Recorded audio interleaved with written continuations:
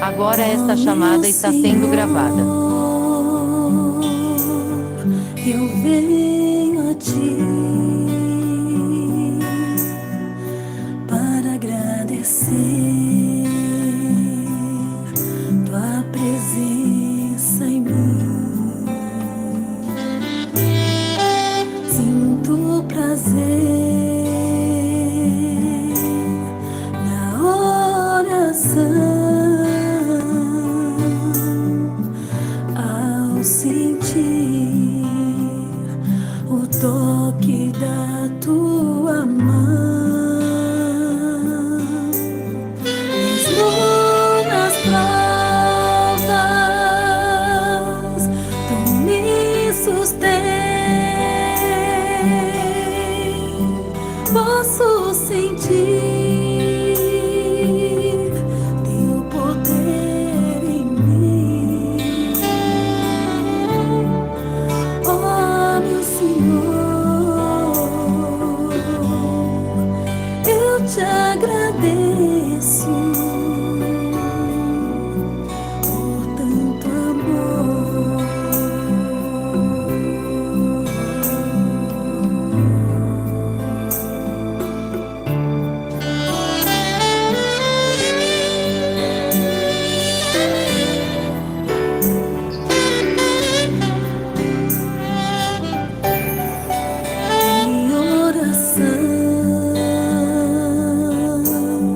Quando senti a tua presença, não pude acreditar. A tua sombra me envolveu, o teu amor eu pude desfrutar. São tantas provas, mas sei que posso suportar,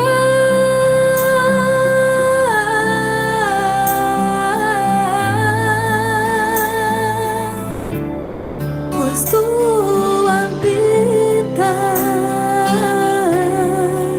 em mim.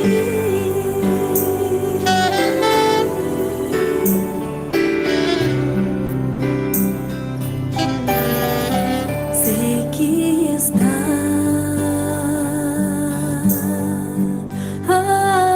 além do meu entendimento, a maneira que me olhas e o jeito que me amas, mas eu sei que posso sentir. Posso sentir o teu amor. Posso sentir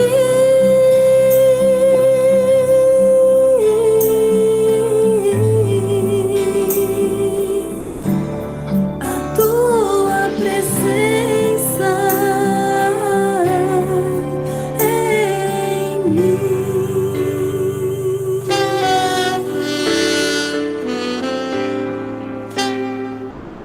Obrigado, Senhor.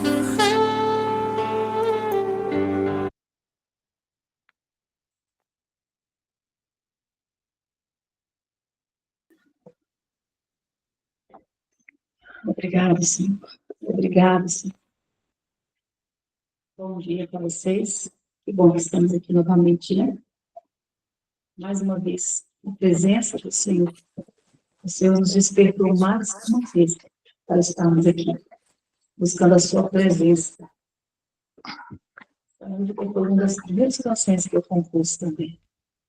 Uma letra fina, onde eu tive muitas experiências, assim, sabe? Na presença de Deus. Foi muito forte, todas as experiências que eu vivi. E eu sempre trazia as minhas experiências em canções. Por isso que as minhas músicas chamam músicas que curam.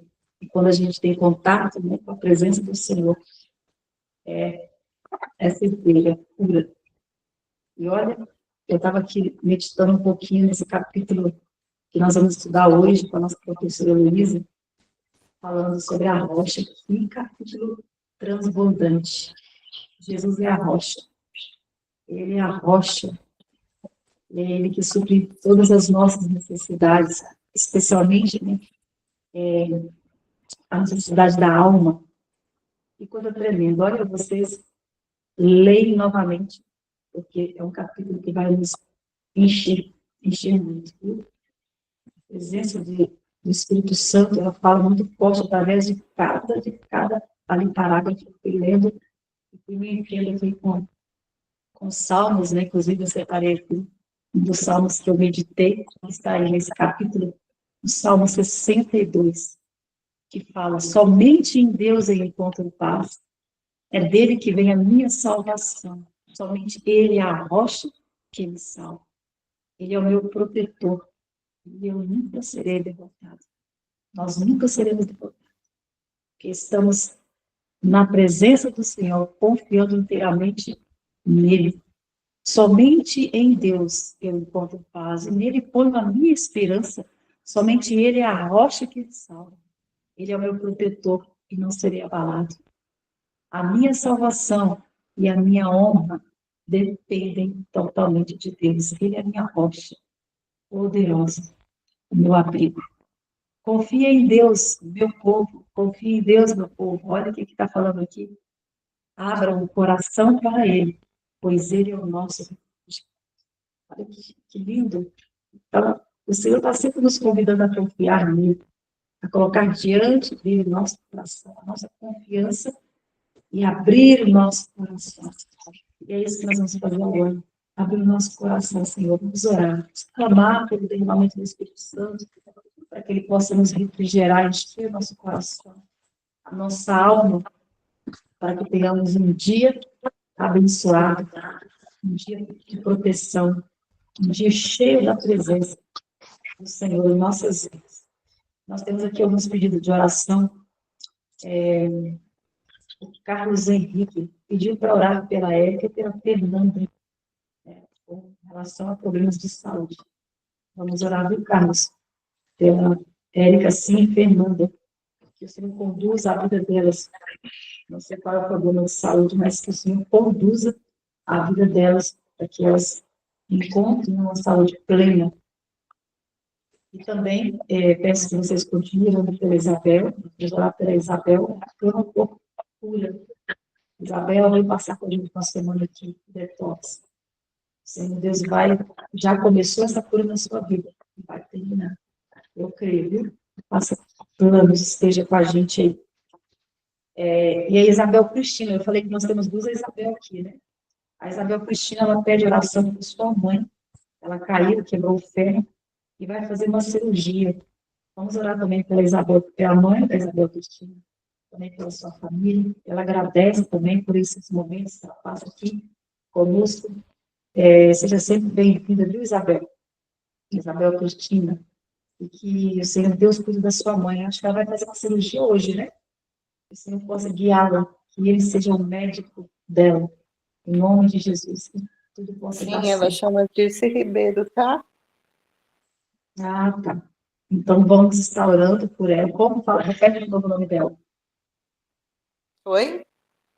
Repete o nome dela de novo. Dirce Ribeiro.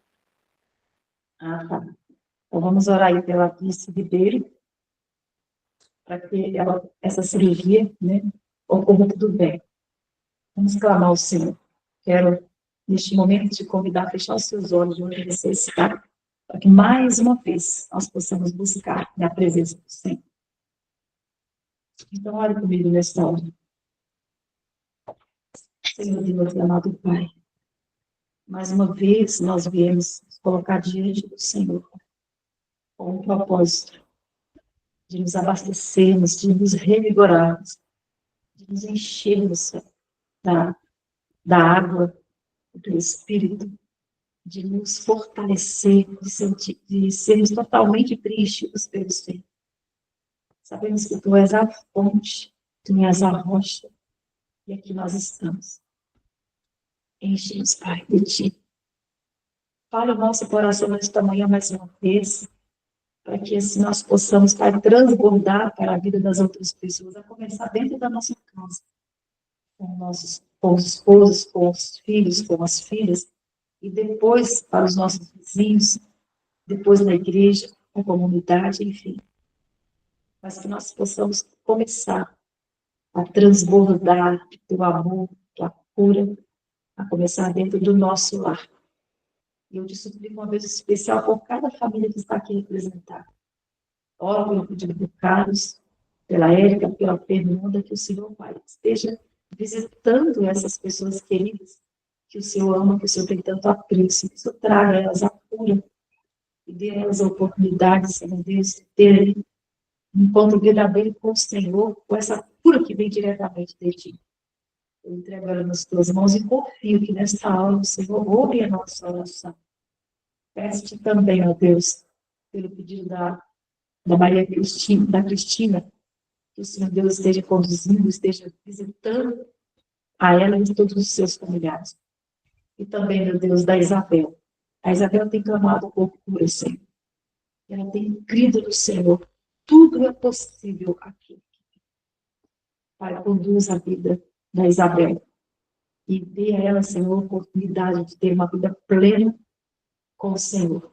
Porque do Senhor vem a oro também pela Isabel Cristina, pedido dela. Sua mãe fez uma cirurgia, vai passar por uma cirurgia hoje. Ela precisa de Ti, Senhor. Esteja com ela, aguardando, protegendo, sendo um médico, sendo cirurgião. Seja o Senhor que vai fazer essa cirurgia para que tudo possa ocorrer bem. Abençoe a sua família e abençoe os seus filhos, sua filha, enfim. Cuida da Isabel Cristina, de todos os seus familiares. E todos os pedidos, Senhor Deus, de cada um que tem no coração, eu sei, estão guardados. Mas eu quero apresentar ao Senhor nesta hora. Visite, porque o Senhor sonda o coração de cada um. Sonda, Senhor Deus, os nossos corações e conhece o mais profundo do nosso ser. Ouve, Senhor, o nosso clamor. E, sobretudo, eu te peço que o Senhor derrame sobre nós o teu Santo Espírito. Enche-nos, Pai, com a tua presença e fale conosco nesta hora. Seja o nosso professor e o nosso mentor. Mas é o que eu te peço. E eu te agradeço em nome de Jesus. Amém. E amém. Glória a Deus. Que assim seja. Eu me apego nisso. E vocês. Então, se pegue nisso. Meditem novamente nos Salmos. Esse capítulo que nós vamos estudar agora, tem vários salmos aqui. Nossa, aqui a gente se enche, né, ao estudar, ao ler. Né, Heloísa? Porque a Heloísa vai compartilhar com a gente agora. Nós vamos aí mergulhar nessa leitura, nos aprofundar nessa leitura tão maravilhosa.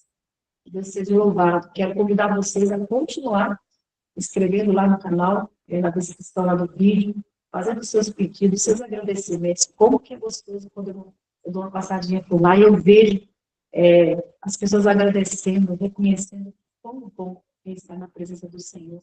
E o como que tem sido diferente esses momentos aqui na sala. Isso é muito gratificante, porque a palavra de Deus, ela vai e ela não volta vazia. Então, todos que aqui estão, eu creio que estão sendo edificados. E aqueles que estão ouvindo também, posteriormente, também estão sendo edificados. Porque a palavra de Deus, ela nos enche, ela nos fortalece, ela nos revigora. Nós estamos aqui por isso e para isso. E assim, glorificar o nome do Senhor, reconhecer que Ele é o nosso Deus, Ele é a nossa vida viva, Ele que sara, Ele que cura. Então, que nesse momento nós possamos aí desfrutar desse momento. Senhor Deus abençoe a todos vocês. Queremos permanecer em oração, lembrando, nós iniciamos um propósito de oração ontem, especialmente, pela Igreja dos Chácaras, a construção da igreja. Também pela conclusão da construção aqui da nossa casa de saúde. Peço que vocês coloquem, anotem no caderninho de vocês, para que vocês possam estar orando, né, por esses pedidos. Se vocês não anotaram, anotem aí. E às 13 horas da tarde, vamos estar também orando por todos esses pedidos. Que Deus abençoe vocês e vamos, então, nos aprofundar nesse estudo nesse momento.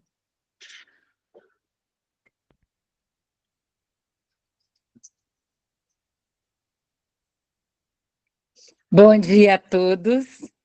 Que bom que você chegou aqui na Escola de Jesus Cristo. Nós estamos aqui, então, mais uma vez, porque o nosso desejo é sentarmos aqui no banquinho da Escola de Jesus. E é Ele que é o nosso professor. E eu já disse para vocês, né, que eu amo esse livro. Eu amo o livro Patriarcas e Profetas. De todos os livros do Espírito de Profecia, esse é o meu número 1. Eu sinto Deus falando comigo profundamente nesse livro. E nesta manhã eu me sinto presenteada por estar compartilhando com você esse capítulo. E eu quero que vocês sintam esse mesmo sentimento de que ler o Espírito de Profecia é um presente do céu, é como se Deus estivesse pegando um presente mais lindo que Ele pudesse entregar para você no dia de hoje, é Ele te entregar o Espírito de Profecia. Nós vamos ter que nos enchermos do Espírito Santo. E quando a gente vem falando aqui sobre a rocha ferida, nós vamos ver que Cristo quer nos encher da água viva. E nós vamos começar, então, lendo, né, a história aqui da trajetória do povo no deserto. O que aconteceu ali no deserto? O que significa a rocha? O que significa a água? O que significa a água para a gente hoje? E esse livro, ele é maravilhoso, porque ele vem trazer, esse capítulo, né? Ele vem trazer grandes lições aqui para cada um de nós.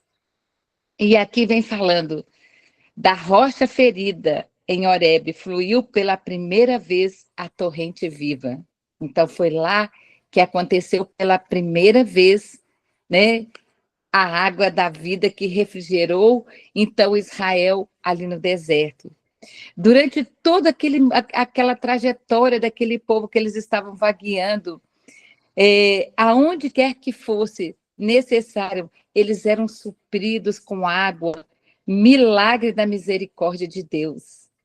A água não continuou, entretanto, a manar de Horebe. Aonde quer que suas jornadas necessitavam de água, essa jornada ali, das fendas da rocha, ao lado do seu acampamento. Então, por onde eles passavam, a água estava ali com eles para refrigerar, né, o seu corpo, a sua alma. Então, em Cristo, pelo poder da sua palavra, que fazia com que torrentes refrigerantes manassem para Israel. Quem é que dava água, então? Era Cristo, tão somente Cristo. Eles beberam todos de uma bebida espiritual, porque bebiam da pedra espiritual que o seguia, e a pedra era Cristo. Cristo era a rocha, Cristo era a pedra. E Cristo, então, era Ele que dava a água. Então, nós aprendemos uma coisa aqui, que Cristo é a pedra, Cristo é a rocha. Ele era a fonte de todas as bênçãos temporais, bem como as espirituais. Cristo, a verdadeira rocha, estava com eles em todas as peregrinações e não tinham sede quando os levava pelos desertos. Fez-lhe correr água da rocha, fendendo-lhe as rochas. As águas manavam delas, brotavam águas que correram pelos lugares secos como um rio. A rocha ferida era uma figura de Cristo. Então, o que eu falei? Jesus é a rocha. Então, quando Moisés feria a rocha, era uma simbologia do que ia acontecer lá na frente. né, que Cristo deveria ser ferido uma única vez. Vamos ver no livro. A rocha ferida é a figura de Cristo. E por meio desse símbolo, são-nos ensinadas as mais preciosas verdades espirituais. Assim como as águas vivificadoras manavam da rocha ferida, assim de Cristo, ferido de Deus, ferido pelas nossas transgressões, quebrantado pelas nossas iniquidades. A torrente de salvação flui para a raça perdida, assim como a rocha ela foi ferida. Uma vez, semelhantemente, Cristo deveria ser oferecido uma vez para tirar os pecados de muitos. Entende, meus queridos, por que a rocha só podia ser ferida uma vez? Ela não poderia ser ferida duas vezes? Porque quando Moisés ele tocava com a sua vara ali, a vara, a rocha, ele estava simbolizando Cristo que ia morrer pelos nossos pecados. Então, era por isso que a rocha só poderia ser ferida uma única vez. Nosso Salvador não deveria ser sacrificado pela uma segunda vez. E tão somente necessário àqueles que buscaram as bênçãos de sua graça, pedi-los em nome de Jesus, derramando o desejo do seu coração, em uma prece feita no espírito de arrependimento. Tal oração levará perante o Senhor dos Exércitos os ferimentos de Jesus. Eu quero que vocês prestem bem atenção nisso, vou até falar de novo. Nosso Salvador não deveria ser sacrificado pela segunda vez. E é tão somente necessário que aqueles que buscam as bênçãos de sua graça, pedi-los em nome de Jesus, derramando o desejo de seu coração em uma prece feita no espírito de arrependimento. Tal oração levará perante o Senhor dos Exércitos os ferimentos de Jesus. Então, quando você está orando, o que você está fazendo? Você também está levando a sua prece. Tal oração levará perante o Senhor dos Exércitos os ferimentos de Jesus. Então, de novo, fluirá o sangue, doador da vida, simbolizando pelo fluir da água viva para Israel. Quando nós oramos, nós não estamos mais acessando a água, mas estamos acessando o sangue de Cristo. E é por isso que você tem que orar em nome de Jesus. Nós vamos ver aqui, durante o livro, o que é essa água, o que é esse sangue, por que nós temos que orar em nome de Jesus. A emanação da água da rocha do deserto foi celebrada pelos israelitas depois do seu estabelecimento em Canaã, com demonstração de grande regozijo. No tempo de Cristo, essa celebração se tornava uma cerimônia muito impressionante. E quando é que eles celebravam esse ritual que acontecia no deserto? Lá na festa de tabernáculos. Então, todas as vezes que eles tinham uma festa de tabernáculos, eles faziam uma comemoração aquilo que acontecia no deserto. E como é que eles faziam isso? Ocorria por ocasião da festa de tabernáculos, quando o povo de terra, de toda a terra, se congregava em Jerusalém. Então, quando havia festa de tabernáculo, todas as pessoas iam ali para Jerusalém para ver aquela festa. Em cada um desses 7 dias da festa, os sacerdotes saíam com música e coro dos levitas a tirar água da fonte de Siloé em um vaso de ouro.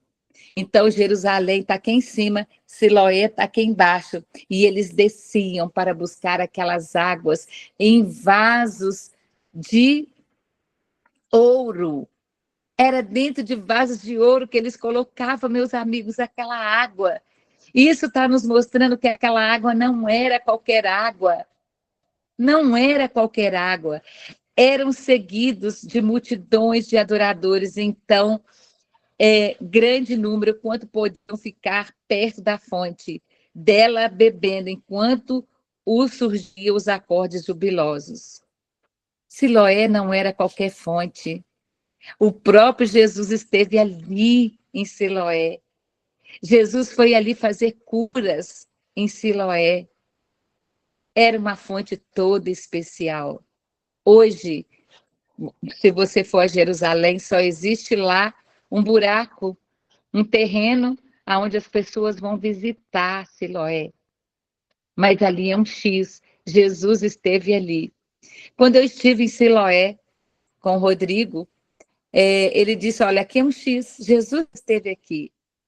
E ele nos contou todo ali o que acontecia ali, quando Jesus curou aquele paralítico, que ele falou, vai lá no sacerdote. E ao sair dali, chegou um outro grupo de pessoas que estavam fazendo excursão, e a pessoa que era ali o líder da excursão, ele falou assim, olha, aqui tem um monte de pedra, vai ali e tira foto.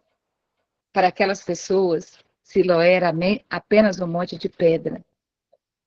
Mas para nós, ali era onde estava a água da vida. E era ali que Jesus,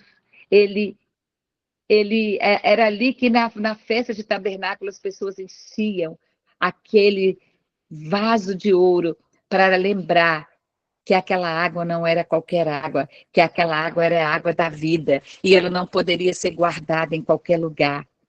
Ai, meus queridos, essas multidões, então, elas seguiam, né? Vós com alegria tirareis águas das fontes da salvação. A água tirada pelos sacerdotes era então levada ao templo, por entre sons de trombetas e o canto solene. Nossos pés estarão dentro dos seus muros, ó Jerusalém. A água era derramada sobre o altar do holocausto, enquanto repercutiam cânticos de louvor, unindo-se as multidões em coros triunfantes e com instrumentos musicais e trombetas debaixo de apazão. Era ali uma festa, eles cantavam, eles louvavam, eles estavam felizes pela água da vida. O Salvador fez uso desse serviço simbólico para encaminhar a mente do povo às bênçãos que ele viera fazer. Então, Jesus estava ali, na festa de tabernáculo, e Jesus então pronunciou, se alguém tem sede, venham a mim e beba da água. Quem crê em mim, como diz a Escritura, rios da água correrão de seu ventre. Isso declarou João. Disse ele no Espírito que haviam de receber os que dele nascessem, os que deles crescem, os que dele crescem. A água refrigerante, borbulhando na terra, ressequida e estéril, fazendo que o deserto floresça, e fluindo para dar vida aos que perecem. E é um emblema da graça divina que apenas Cristo pode conferir, e é como água viva, purificando e refrigerando a alma. Então, gente, aquela água é um emblema.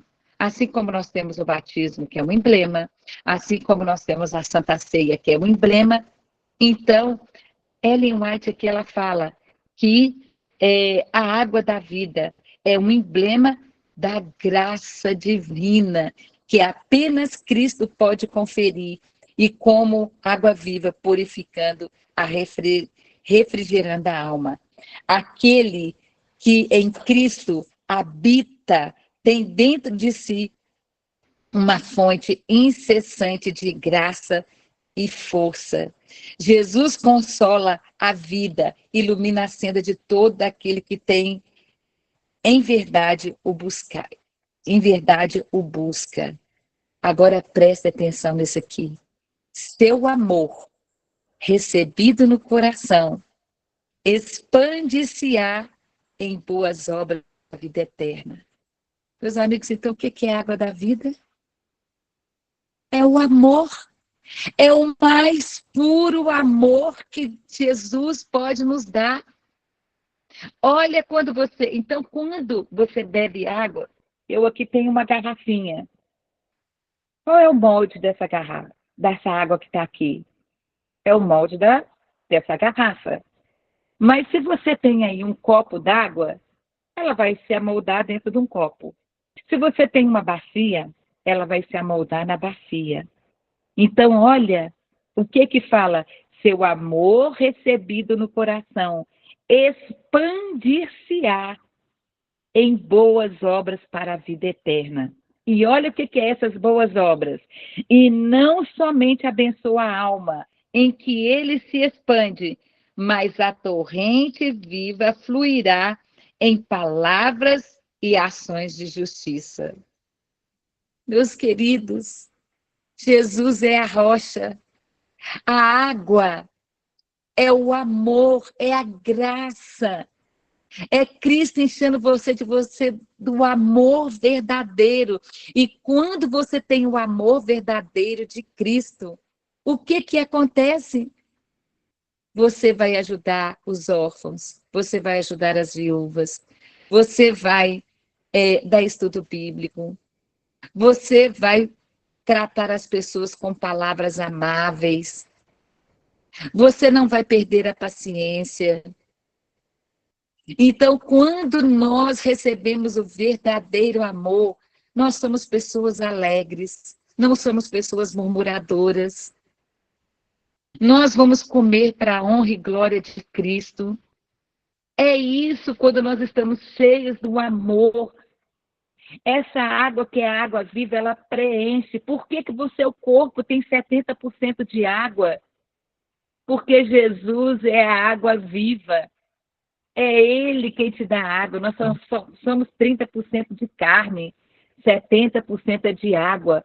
Por que o nosso planeta também, 70% dele é de água e só 30% é de terra?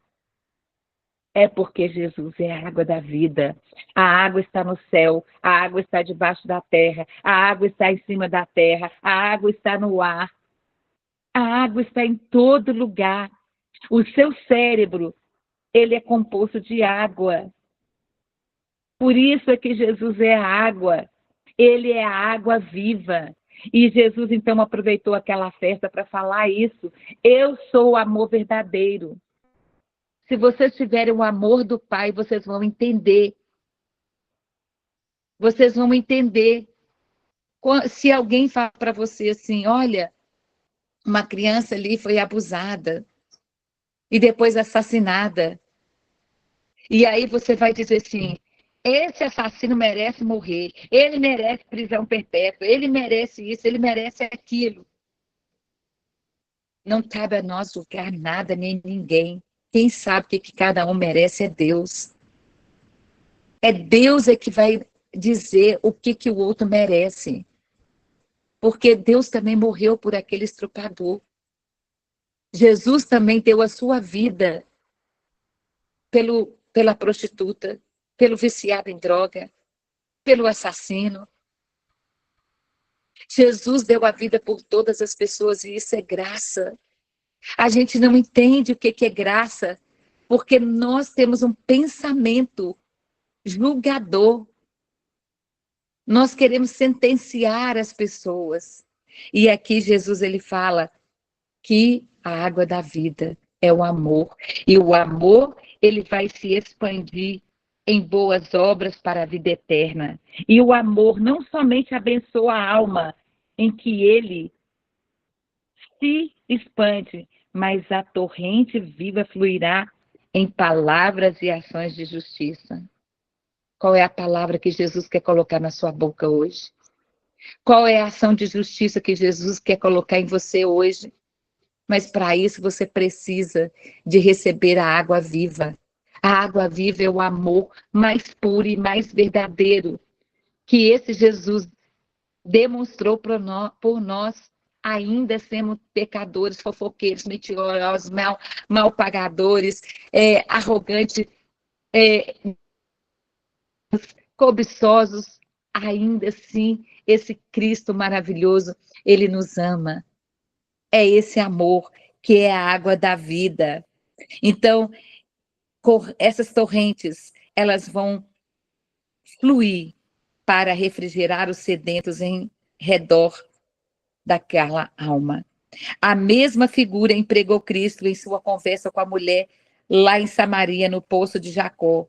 Aquele que beber da água e eu lhe der, se fará nele uma fonte d'água que salta para a vida eterna. Ai, Cristo combina os dois tipos. Ele é a rocha e ele é a água viva. As mesmas figuras belas e expressivas encontravam-se em toda a Bíblia. Séculos antes do advento de Cristo, Moisés o indicou como a rocha da salvação de Israel. O salmista dele cantou, sendo o libertador meu, rocha da minha fortaleza, rocha que é a mais alta do que eu, rocha da habitação. Jesus é a rocha do meu coração, a rocha que me refugiei. No Cântico de Davi, a sua graça também é descrita como águas frescas, tranquilas, entre verdes pastos, ao lado das quais o pastor celestial guia seu rebanho. Outra vez, tu os farás beber da corrente das tuas delícias, porque em ti está o manancial da vida. E o sábio declara, ribeiro transbordante é a fonte de sabedoria. Para Jeremias, Cristo é a fonte de sabedoria. Para Jeremias, Cristo é o manancial de águas vivas. Para Zacarias, ele era uma fonte aberta contra o pecado e contra a impureza. Olha quantas definições que a gente encontra de quem é Jesus. Esse manancial. Isaías o descreve como a rocha eterna, sombra de uma grande rocha em terra sedenta. E ele recorda a preciosa promessa, trazendo vividamente a lembrança, a torrente viva que flui para Israel. Os aflitos, os necessitados buscam água, mas não há, e a sua língua se seca de sede. Mas eu, o Senhor, os ouvirei, e eu, o Deus de Israel, não os desampararei. Você está com sede hoje? Vá até Cristo. Está se sentindo desamparado? Vá até Jesus. Ele está prometendo que ele vai encher a sua água, a sua vida de amor. Ele vai encher a sua vida. E quando você estiver cheia, porque se eu pego essa garrafa e eu continuo enchendo, ela vai transbordar. E é isso que vai acontecer na sua vida, quando você permitir que Cristo seja a água da vida em você. Você vai transbordar. E você vai transbordar em palavras e ações de justiça. O rio da água da vida, claro como cristal, provém do trono de Deus. Então, olha, gente, até no trono de Deus tem a água, tem um rio, e do Cordeiro, e o convite cheio de graça repercute através dos séculos. Quem quiser, tome de graça da água da vida. Jesus quer te dar a água da vida. Ele quer que você encha, que você fique hidratado hoje, bem hidratado. Mas para isso nós precisamos de ir até a fonte. Precisamente antes das hostes hebreias chegarem a Cádiz, cessou a torrente viva que durante tantos anos jorrara ao lado do seu acampamento. Deus se propusera novamente provar seu povo. Prová-los iam para ver se confiariam em sua providência ou imitariam a incredulidade de seus pais. Olha o teste que Deus estava fazendo aquele povo passar. Estavam sobre agora a vista das colinas de Canaã. Alguns dias da marcha, levá-los-iam à fronteira da terra prometida. Achava-se uma pequena distância de Edom, que pertenciam à descendência de Esaú. Então, gente, eles estavam pertinho de Canaã, mas bem pertinho. E eles já podiam vislumbrar Canaã. Mas Deus tinha um teste para aquele povo ainda. E olha o que era o teste. E através de cujo território se estendia o itinerário da qual deveriam ir a Canaã, fora dada a Moisés a direção: virai para o norte e dá ordem ao povo. Eu quero só fazer uma adendinha aqui, que é algo que eu estudei muito. A casa de Deus fica no norte, tá, gente? Mas Deus mandou eles virarem para o norte e dá ordem ao povo, dizendo: passei pelos termos dos vossos irmãos, os filhos de Esaú, que habitam em Seir, e eles terão medo de vós. Comprareis por dinheiro comida para comerdes e também água para beber, e deles comprarei por dinheiro. Estas instruções deveriam ter sido suficientes para explicar por que lhes fora cortado o suprimento de água. Estavam prestes a passar através de um território bem regado e fértil, em caminho direto para a terra de Canaã. Deus prometera uma passagem isenta de incômodos através de Edom e oportunidade de comprar alimento e água, também suficientes para suprir as hostes. A cessação da miraculosa e emanação de água devia ter sido, portanto, motivo de regozijo, sinal de que terminara a vagueação pelo deserto. Tudo que aquele povo tinha que fazer, gente, era obedecer a Deus. Deus estava dando aqui todo o trajeto, o que eles deveriam fazer. Mas olha o que aconteceu. Não houvesse eles se tornado cegos pela sua incredulidade. E teriam compreendido isto. Quantas vezes estamos sendo, meus amigos, incrédulos? Vou dar um exemplo para vocês. Nós oramos e falamos assim, ó Jesus, fica conosco. Mas a Bíblia fala assim, eu estou convosco até a consumação dos séculos. Por que a gente não crê que Deus vai estar conosco? Por que quando nós oramos, nós temos que ficar pedindo para Ele estar conosco? Se Ele já prometeu, está lá na palavra. Muitas das vezes nós não cremos na palavra. Muitas das vezes nós estamos passando por um problema e nós queremos resolver do nosso jeito. É do nosso jeito que a gente quer resolver. Quando Cristo fala assim, eu sou o seu pastor. Ele fala, buscai primeiro o reino dos céus e a sua justiça. Que as outras coisas vos serão acrescentadas. E a gente fica falando do povo de Israel, que eles eram incrédulos, mas se nós estivéssemos lá, nós já lemos aqui no livro, que nós seríamos iguaizinhas a eles. E olha, Deus chamou eles de cegos. Não houvesse eles se tornassem cegos pela sua incredulidade e teriam compreendido isso. O que fez eles ficarem cegos? A incredulidade. Lá em 1 João 5,18, lá fala que se você nasceu de Deus, você nunca mais vai pecar. Aqui está falando que se você tiver preenchido com a água da vida, você vai ter palavras e vai ter ações de justiça. Mas nós estamos dando desculpa, não, mas nós somos seres humanos, vamos pecar até o fim. Estamos achando que estamos dando razão para Satanás, porque a acusação de Satanás a Deus é que a lei dele não era santa, nem justa, nem boa, e que era impossível de ser guardada. E quando você está repetindo que você vai pecar até o fim, você está dizendo que a palavra do Senhor não tem poder, que a água da vida não tem poder, e que Satanás tem razão. Isso é uma mentira que Satanás está pregando no meio do povo de Deus. E olha, eles eram cegos espirituais. A água cessou antes que chegassem a Edom. Ali estava uma oportunidade para andarem por algum tempo pela fé em vez de pela vista. Mas a primeira prova suscitou, e o mesmo espírito turbulento e ingrato manifesta por seus pais. Mal se ouviu no acampamento o clamor por água, e esqueceram da mão que durante tantos anos lhe suprira as necessidades.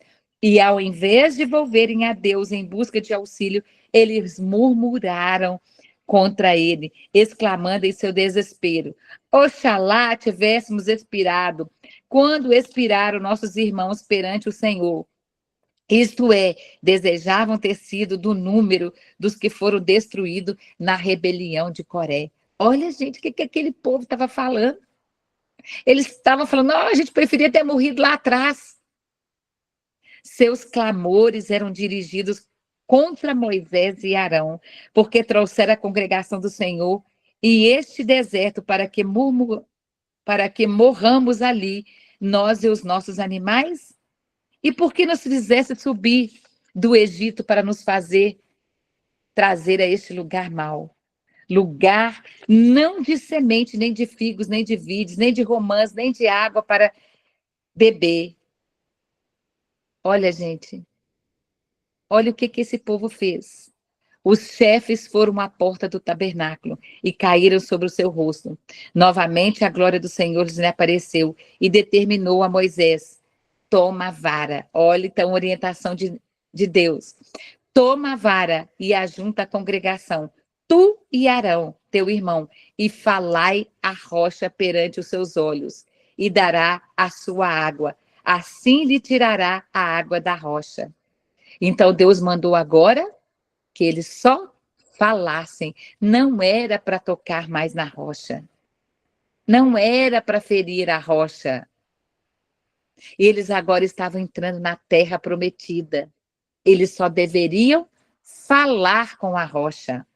E olha o que aconteceu. Os 2 irmãos foram perante a multidão, indo Moisés com a vara de Deus na mão. Eles eram agora homens idosos.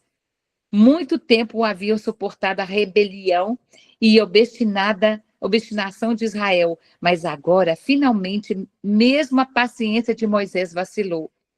Ouvi agora, rebeldes, exclamou ele, porventura tiraremos água desta rocha para nós? Em vez de falar a rocha, como Deus mandara, feriu 2 vezes com a vara.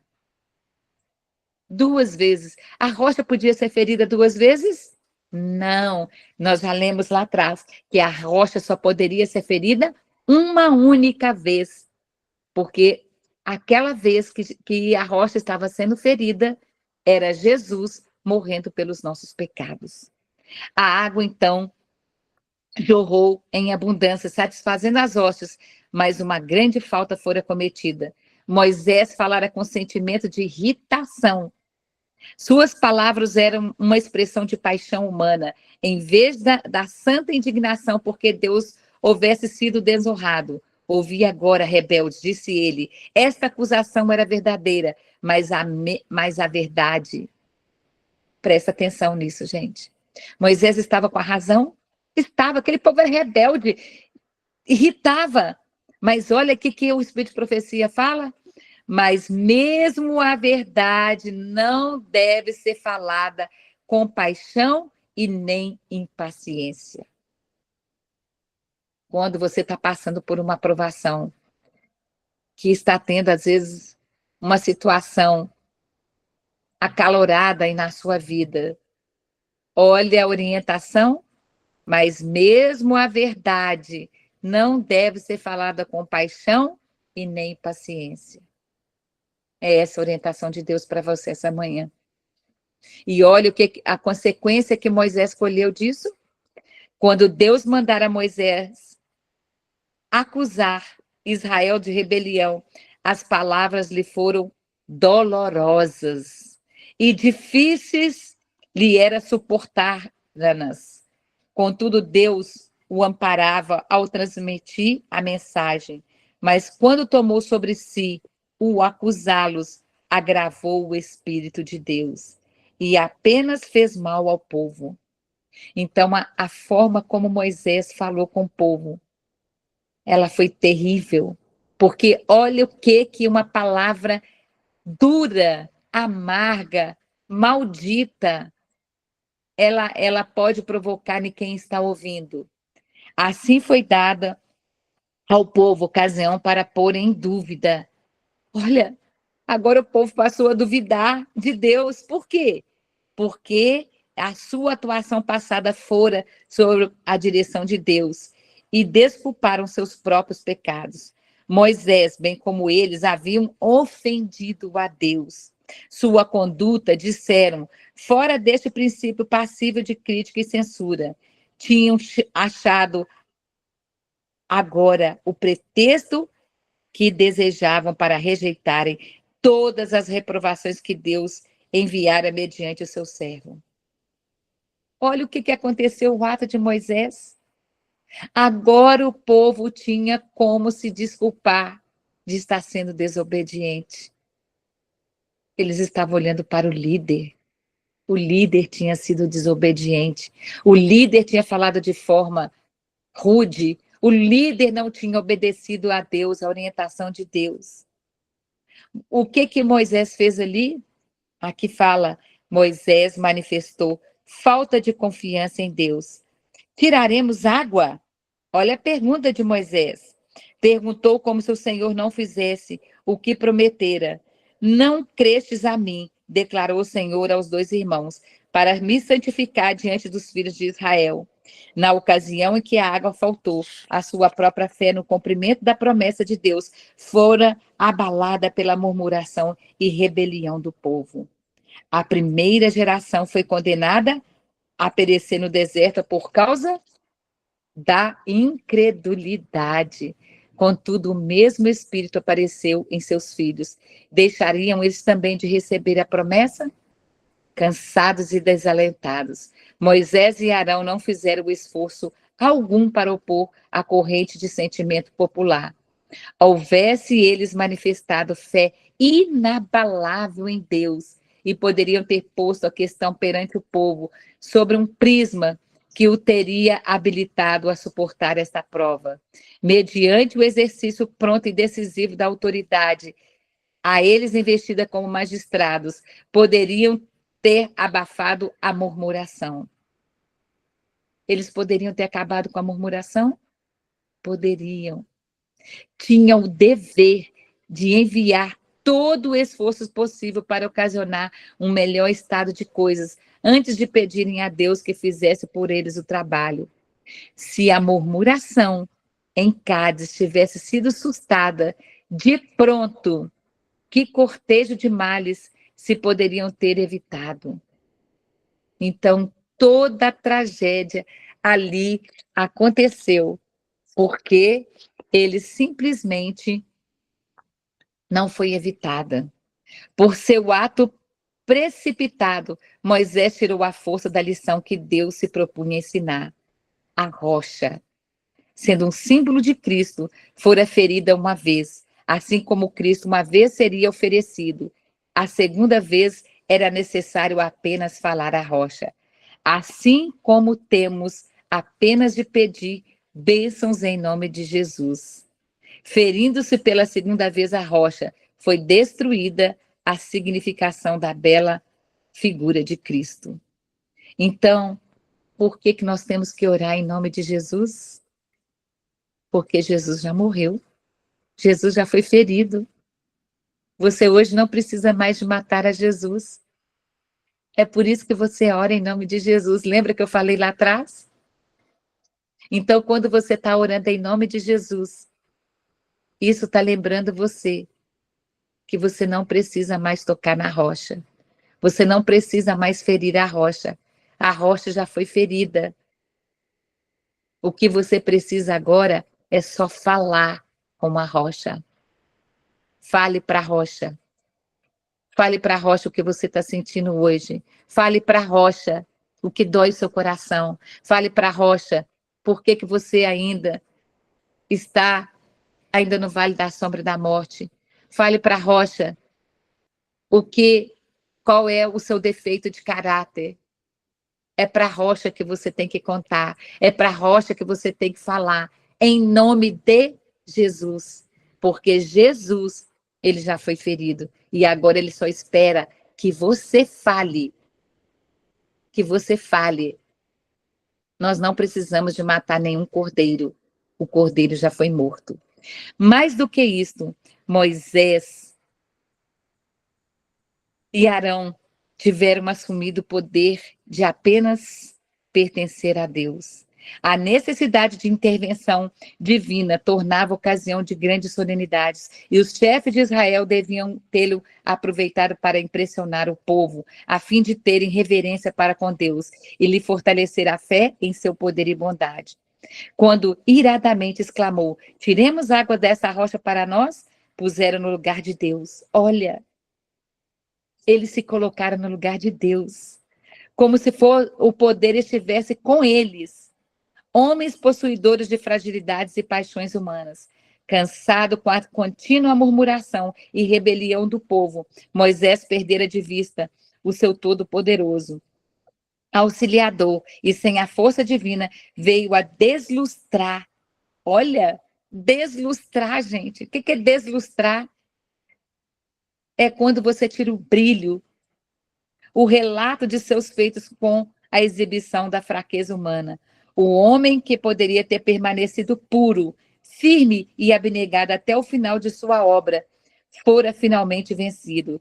Deus fora desonrado perante a congregação de Israel, quando devia ter sido engrandecido e exaltado.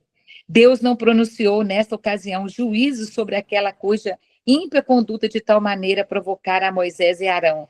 Toda a reprovação caiu sobre os dirigentes. Os que se achavam como os representantes de Deus não haviam honrado. Moisés e Arão sentiram-se ofendidos, perdendo de vista que a murmuração do povo não era contra eles, mas contra Deus. Eles esqueceram disso. A murmuração não era contra Moisés, era contra o próprio Deus. Quando alguém está falando mal de você, quando alguém está levantando uma calúnia contra você, quando você está sendo ofendido, não é você. Você já se escondeu em Cristo, Colossenses 3:3. Quando alguém joga uma pedra em você, acertou em Cristo. E era isso aqui que Deus estava ensinando para Moisés e para aquele povo. Eles não estavam murmurando contra Moisés. Moisés não tinha que ficar irado, indignado. Ele fez o papel de Deus. Quantas vezes estamos fazendo o papel de Deus? E foi por olharem para si mesmo, por apelarem para a própria simpatia, que inconscientemente caíram em pecado e deixaram de pôr perante o povo o seu grande delito para com Deus. Moisés, ele sofreu uma consequência. E ele teve que contar essa consequência para o povo. Ele contou qual era o castigo dele, que ele não ia entrar na terra prometida. E sabe por que Deus fez isso? Deus fez isso para mostrar para aquele povo que o líder não era Moisés, que o líder era o próprio Deus. Deus queria tirar o foco do homem e mostrar que ele era Deus. Por isso Moisés teve que morrer. O Senhor queria remover-lhes para sempre do espírito essa impressão. Olha o que fala aqui.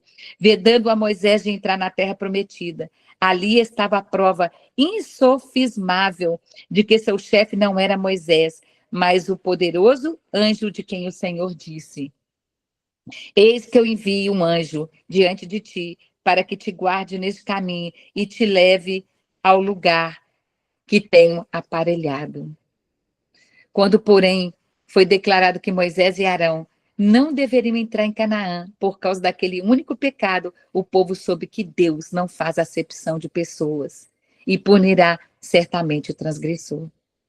Deus vai punir a todos que forem desobedientes, mas Deus é um Deus de amor e Ele quer nos guardar e nos proteger. A história de Israel, olha, gente, que coisa mais fantástica que é esse texto aqui. A história de Israel devia ser registrada para a instrução e a vida das gerações vindouras. Homens de todos os tempos futuros deveriam ver o Deus do céu como um governador imparcial, justificando de maneira alguma o pecado, mas poucos se compenetram da excessiva malignidade do pecado.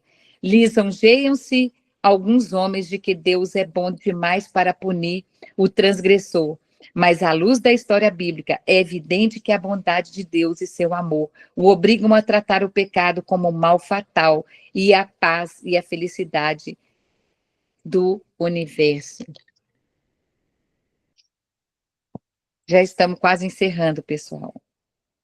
O fato de Moisés gozar a tão grande luz. Então, o que aconteceu com Moisés? Moisés tinha muita luz, meus irmãos. E você também tem muita luz. Todos os dias, quando você vem a esta sala, todos os dias, quando você vai à igreja, que você lê a Bíblia, você lê a sua lição, Deus está te concedendo luz. E Moisés, ele tinha muita luz.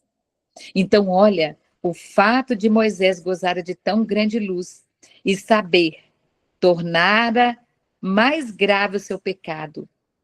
A fidelidade passada não expiará um mau ato sequer. Quanto maior a luz e os privilégios concedidos ao homem, maior é a sua responsabilidade, mais grave a sua falta, mais severo o seu castigo. Moisés foi castigado porque ele tinha muita luz. Ele sabia que não era daquela forma que ele deveria agir, mas ele agiu conforme os seus ímpetos humanos. Conforme o juízo dos homens, Moisés não era culpado de um grande crime. Seu pecado foi desses que ocorrem usualmente. O salmista diz que ele falou imprudentemente com seus lábios. Mas se Deus tratou tão severamente com esse pecado em seu servo mais fiel e honrado, não o desculpará em outros. O espírito de exaltação própria, a disposição para censurar. Agora, olhem isso aqui, gente. Presta atenção nessas últimas palavras que nós vamos meditar aqui. O espírito de exaltação própria. Então, você achar que você é melhor do que o outro. A disposição para censurar os irmãos. São desagradáveis a Deus. Quem é você para falar do irmão que está fazendo isso ou fazendo aquilo, que está deixando de fazer isso ou fazer aquilo? Você não pode mudar a espiritualidade do irmão pela sua espiritualidade. É isso que está falando aqui. O que condescendem com a prática desses males lançam dúvida sobre a obra de Deus e dão aos cépticos uma desculpa para a sua incredulidade. Quanto mais importante é a posição de alguém e maior a sua influência, maior é a necessidade que cultive a paciência e a humildade. Se os filhos de Deus, especialmente os que ocupam posições, então se você tem algum cargo na igreja, presta atenção nisso aqui. Se você é diretora do Ministério da Mulher, das Dorcas, professora de algum departamento da Escola Sabatina, prestem atenção. Se os filhos de Deus, especialmente os que ocupam posições de responsabilidade, puderem ser levados a tomar para si a glória que é devida a Deus, Satanás exultará. Terá alcançado uma vitória. Foi assim que ele caiu. Nesse ponto, alcança ele mais êxito do que em outro qualquer. Ao tentar, outros arruína. É para nos pôr de sobreavisa contra os seus ardis que Deus deu em sua palavra tantas lições que ensinam o perigo da exaltação própria. Não há um impulso da nossa natureza, nem uma faculdade de espírito ou inclinação do coração, que não necessite achar todo o instante sob a direção do Espírito de Deus. Você quer, então, ter vitória? Aqui está falando que você necessita achar-se a todo instante sobre a direção do Espírito de Deus. Quem é você para falar mal da vida de alguém? Você é pecador igual o outro. E quando você fala do outro, você está colocando acima do outro e você faz o papel de Deus. Não uma bênção que Deus confira ao homem, nem uma aprovação que permita recair sobre ele, de que Satanás não possa e não queira prevalecer para tentar perturbar e destruir a alma, ser-lhe-á dermos a menor vantagem. Portanto, por maior que seja a luz espiritual de alguém, por mais que goste do favor e bênção de Deus, deve andar sempre humildemente perante o Senhor, rogando pela fé que Deus dirija todo o pensamento e domine todo o impulso. Você quer ser vitorioso nessa manhã? Você quer sair daqui andando na presença de Cristo? Então, ele está dizendo, rogue pela fé que Deus dirige todo o seu pensamento e domine todo o seu impulso. Moisés, ele fracassou porque ele não dominou o seu impulso. Moisés não entrou na terra prometida porque ele não dominou o seu impulso. E nós também podemos perder a terra prometida porque nós não dominamos o nosso impulso. Eva, ela pecou porque ela não dominou o seu impulso. E é isso que Jesus está alertando você essa manhã. Você quer ser salvo? Então, peça a Deus para dirigir o seu pensamento. Peça a Ele para dominar o seu impulso, para que você tenha domínio próprio. Todos que professam piedade estão sob a mais sagrada obrigação de guardar o espírito e exercitar o domínio próprio sobre a maior provocação. Então, qualquer que seja a provocação, você tem que ter domínio próprio. Os encargos colocados sobre Moisés eram muito grandes. Poucos homens serão tão severamente provados como ele foi. Contudo, isso não lhe permitiria desculpar o pecado. Deus fez amplas provisões para o seu povo e se depositar em confiança em sua força. Jamais se tornará um joguete das circunstâncias. A tentação, então, para terminar, gravem isso aqui, meus queridos. A tentação mais forte não pode desculpar o pecado. Se você está falando assim, mas aquela pessoa me irrita, é por isso que eu perco a paciência. Aquela pessoa me faz raiva demais. A tentação mais forte não pode desculpar o pecado. Por maior que seja a pressão exercida sobre a alma, a transgressão é o nosso próprio ato. Não está no poder da terra, nem no inferno, compelir alguém a fazer o mal. Se você escolheu servir a Cristo, está cheio da água da vida. Não tem nenhuma desculpa, nem o inferno aqui está falando. Satanás ataca-nos em nossos pontos fracos, mas não é o caso de sermos vencidos. Por mais severo ou inesperado que seja o ataque, Deus nos proveu auxílio e em sua força podemos vencer. É por isso que nesta manhã nós estamos lendo esse capítulo. Porque Deus está colocando à sua disposição a rocha. Deus está colocando à sua disposição a água da vida. E se você beber dessa água, ela vai expandir no seu olho, na sua boca, no seu nariz, na sua mão, no seu coração, no seu pulmão, no seu intestino, no seu estômago. E quando nós estamos cheios da água da vida, nós vamos comer, beber, vestir, falar, ter ações, tudo para a honra e glória de Deus. Ainda não temos essas ações, essas palavras, porque ainda não entendemos o que é o amor de Deus. Ainda não compreendemos o que é graça. E ainda não compreendemos o que é Jesus, a rocha. Jesus, a água da vida. Que Deus te abençoe. Que nesta manhã você saia daqui cheio, transbordando em amor. Né? É isso que a música fala, transbordando em amor. Que você possa transbordar nesta manhã em amor. Vamos orar. Bondoso Deus, hoje nós aqui aprendemos, Senhor, que temos que orar em Teu nome.